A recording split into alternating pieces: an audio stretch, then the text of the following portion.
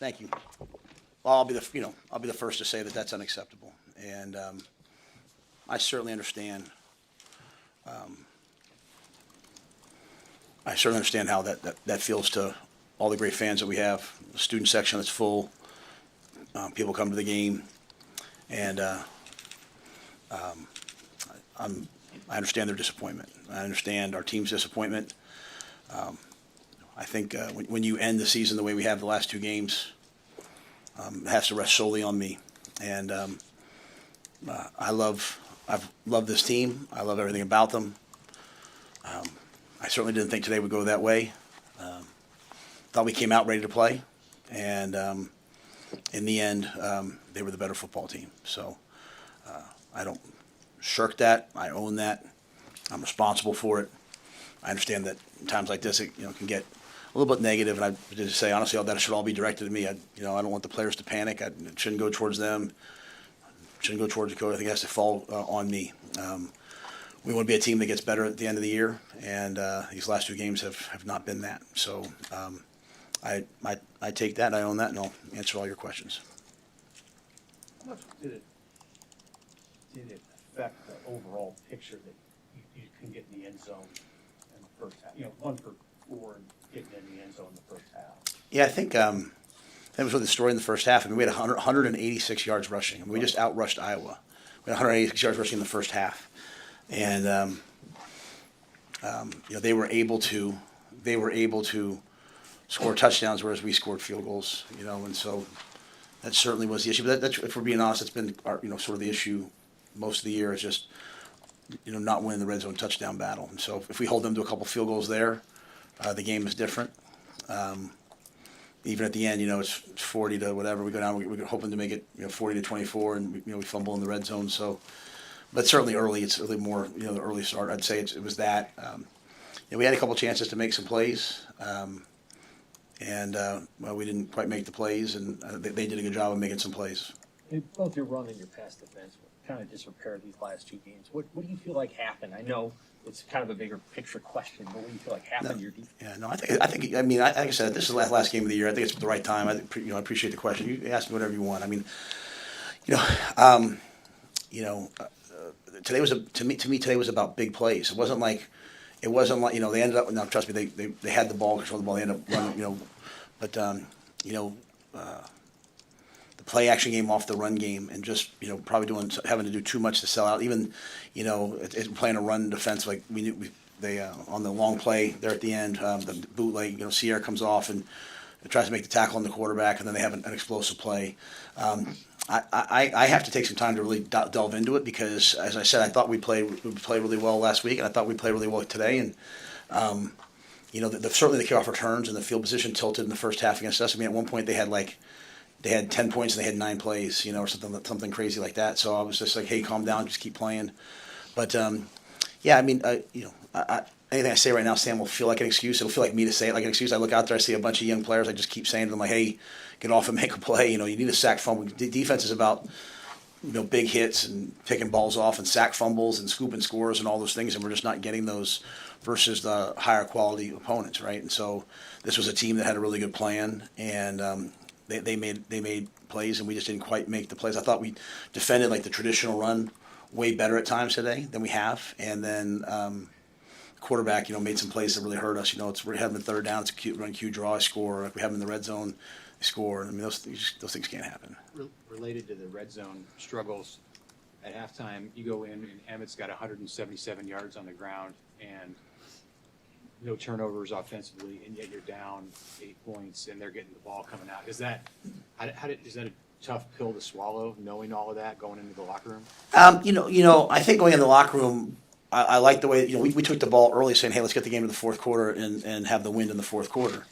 So I knew we were going to have to battle through the third. I liked the way that Emett was playing. I thought, hey, my hope was that we get back in the red zone and they would run the ball through the red zone, and obviously TJ got hurt early on in the game, and that limited a lot of the things that we wanted to do. And so, he pulled his hamstring, and so it was just kind of like Dana was like, hey, I'm not going to be able to move him around. One of our big thoughts of this game was like, in the drop back game, hey, he'd scramble around, he'd make, because sort of the way that they play, and we were not able to, had to kind of abandon that early. But I didn't mind being down by 8. I mean, we thought like, hey, this is kind of how this game's going to go. I was disappointed that we were losing, and our pass defense was losing. Kind of going back to Sam's question, they played man. We played man to stop the run, and they beat us. They kind of beat us in the passing game. And so it's sort of like, hey, well, I guess we'll have to play some more zones if we're not going to quite win. I think, if you play man, you got to win, right? So those things were hard today. Are your receivers competitive enough today, both when the ball was in the air and while they were running their routes? I didn't notice anything. I mean, I guess might have seen things on TV that I didn't see. I thought like on Emmett's run, I thought there were huge blocks. There were just a couple of miscommunications, right? Like there's a couple times we're running option routes and like, guy sits it down and I had no concerns with effort or anything like that. What I did see was 3 or 4, times we had, a 50-50 ball and we did, unfortunately we didn't come down with it. Their kid, even at the end, made a great catch for it. But I think our receivers have played well all year. We get in the game, we got a young quarterback, he pulls his hamstring and kind of limited maybe some of their opportunities. And also Emett was, in a disappointing day, I don't know the right word. It was an amazing effort by him. That was something that, I'll probably remember for a long time, just how hard he played and how well he played. And but yeah, I'm just trying to think, Sam. I'm sorry. I don't remember feeling like, hey, they're not playing hard or anything like that. Yeah, not effort, but yeah. just like winning those 50-50. Yeah, well, yes. Like that one. I think just in the end zone, Quinn just jumped too early. If he jumps a second later, hopefully he catches that ball. The second one, down the right corner, like it should be handed off. It's an RPO, but at the same time, you're hoping you make those plays. Our guys have made those plays a lot. What impact do you think that safety had on the overall field of the game?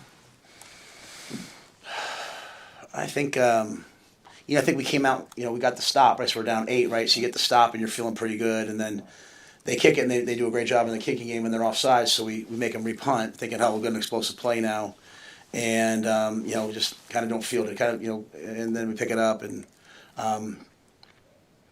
I certainly thought it was targeting, I thought he hit it with the crown of his helmet and all that. So, maybe all that, but it's still, so it goes, it's now a 10-point ball game, right? And at the end of the day, like on offense, like you went 3 and out twice in the third quarter, right? You have to get a first down and get the defense off the field, and so that was, to me, that was really the tail. But Jacory's a great returner. The second return he had was a dynamic return. They called, the personal foul to bring it back, but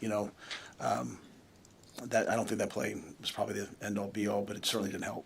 Did they give you an explanation on the targeting? No, they didn't. Well, they can throw that on the field. They didn't throw it on the field, so I kept asking them as I watched the replay. I was like, "You hit him with the crown of his helmet." I know he's not defenseless. That's the first one, but he's hit with the crown of his helmet, and so it didn't go to review. They looked at it, I guess, wherever they look at it, somewhere off site, and then they just said they cleared it. So I was asking the officials, like, "Can you tell me why?" And none of them could. They can't tell you why. So because they don't know, right? Because they're not on that call. So basically, they said, "Hey, we cleared it." So I'd have to ask them why. Were you close to was TJ close to not being able to go with that hammy? Yeah, we talked about it a lot.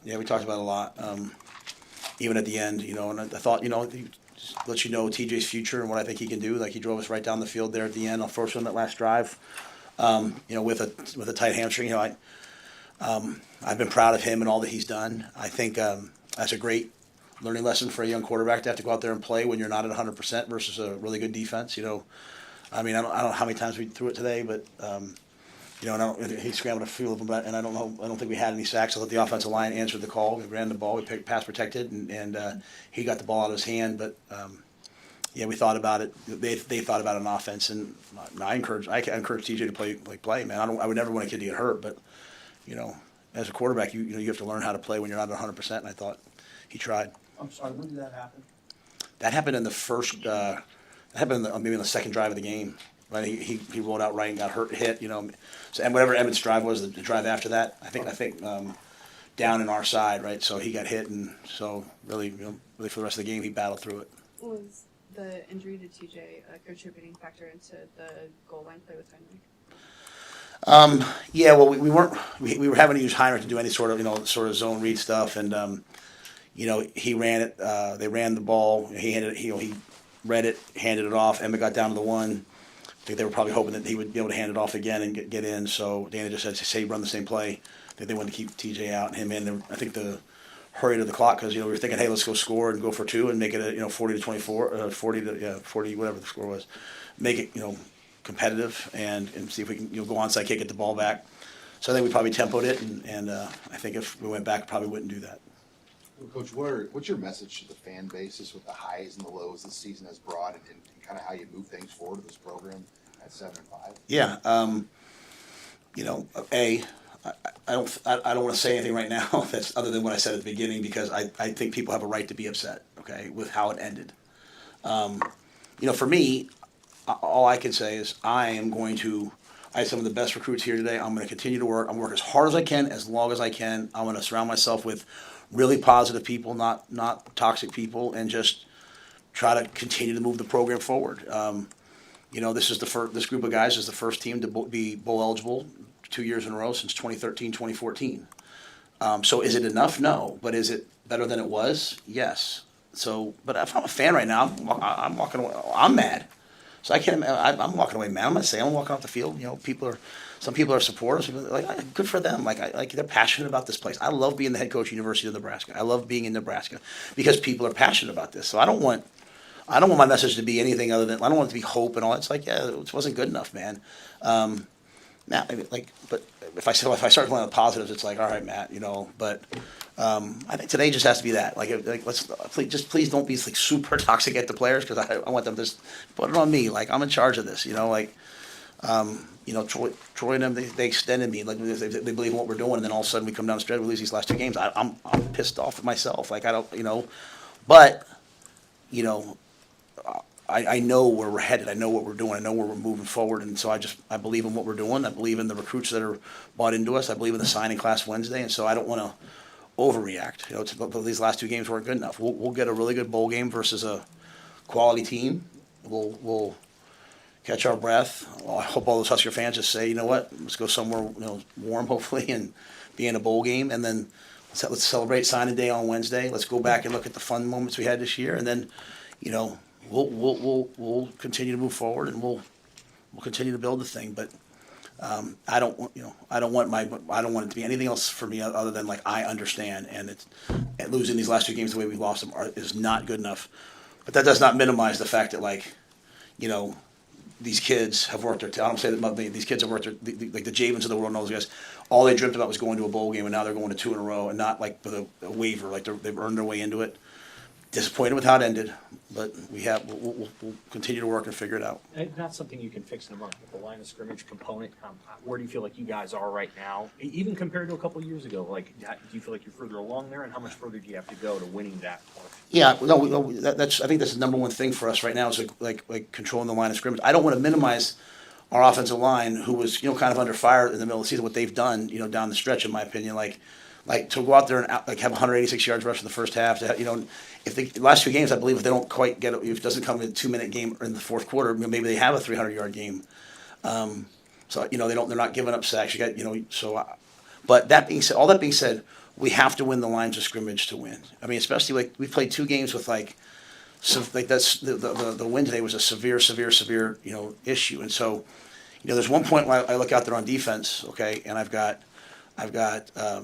Riley Van Poppel, who's a sophomore. I've got Keona, who's a sophomore. I've got Will Waneri, who's a sophomore. I've got Dylan Rogers, who's a sophomore. I've got Rex Guthrie, who's a redshirt freshman. Mm-hmm. I've got Marshall, who's a junior, and I've got Donnie, who's a redshirt freshman.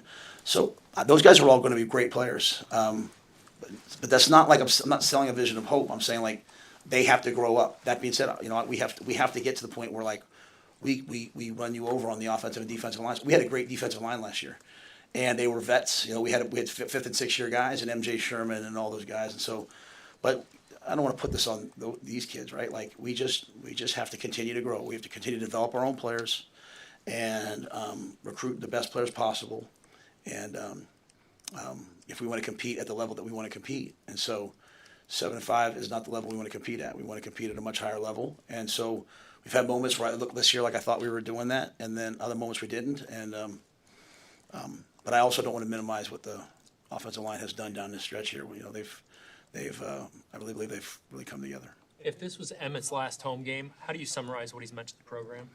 I think Emmett's a tremendous example. of what great character and integrity brings, of a kid that, was, maybe undervalued coming out, who stayed here and stayed in the program, and has done all the things, and went from just sort of a rotational player to a kind of somewhat rotational starter to now. I mean, that was one of the best players in college football out there playing today. And so, that's why, I hope all of our guys, they sit there and they look at Emmet and they say to themselves, boy, I'm really disappointed today, but I just got to get back in the weight room with Corey on Tuesday, and got to go eat with Kristen on Monday, and trust that someday my breakout, like Emmett's having his breakout, will come. And so I'm really proud to coach Emmet. I'll support him whatever his decision is. I've told him that from day one. And, I think he'll be a really good pro player. And I think if he comes back here, he'll have another dynamic year. He'll be up for every major award, and he'll leave a Husker legend. But more importantly, he's a really good man. Does this closing stretch make it more challenging to walk into the time of year where so much business in this sport is handled now over the next 4 to 6 weeks? No, I don't think so. I mean, we've got a great thing going. We've got great facilities. We've got great everything. I mean, I think Pat and his staff will do a great job. I mean, I think the recruits that have said they're coming here, I think they've seen what we can be. We've also seen what we don't want to be, like the last 2 days. But that's why they're coming here. They're coming here to get us over the hump, right? And so, not many people would have the crowd that we had today. Not many people would have the things we have. And so, I mean, yeah, would I've loved to have ended with two wins and have everyone be here, 100%. But at the end of the day, people are coming here because they know this is the best place for them if they've committed to us. And then we hope the relationships that they have with us will be there through thick and thin. So, like I said, Mitch, I think it relates to recruiting. I'm going to wake up every single day and work as hard as I can, and our staff will do the same thing, and try to surround ourselves with as many positive people and people who believe in what we're doing, and we'll find a way to get it done. All right, thank you guys for everything all year. Thank you.